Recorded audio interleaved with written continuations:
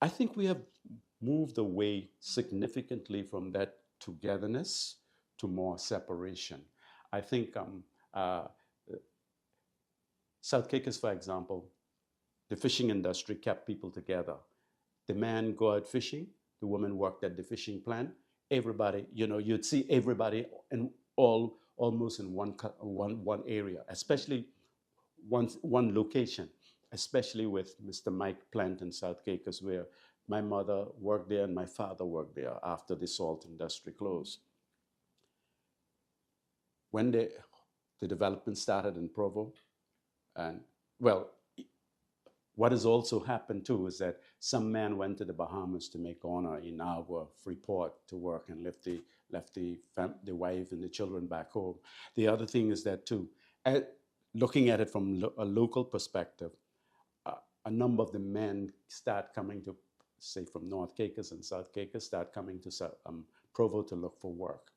So, and they began to get more exposure because you had Club Med coming in, then you had the various hotels coming in, then you had various persons from different countries coming in with different ideas, with different forms of behavior.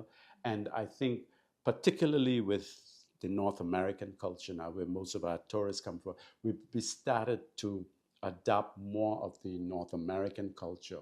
And that has downplayed um, our culture significantly.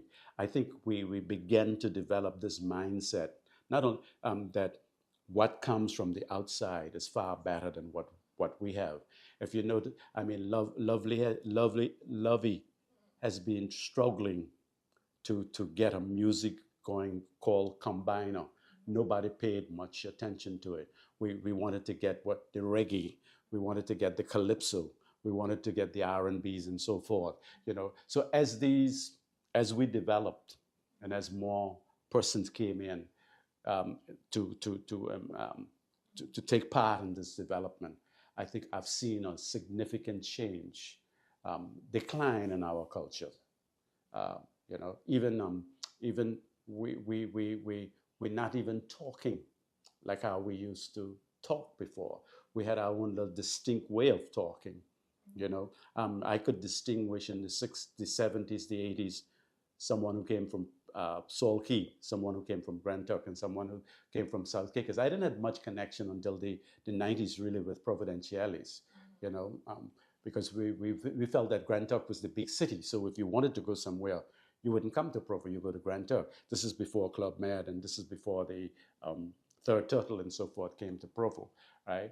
But yeah, I think we have, even our local radio station is not doing much, and I'm happy that you guys are doing this kind of project to sensitize people as to what it was like back then.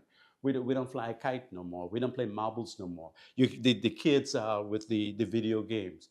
What happens is that the kid's playing the video games by himself or by someone who's is more virtual.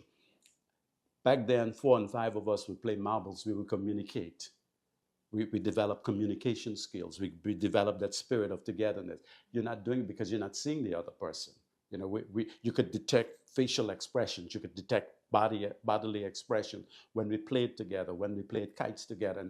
But the key thing was that we were communicating on a regular basis. We hardly do that. Everything has become we're more separate and we're more individualized. Everything individuals, it has become more individual now.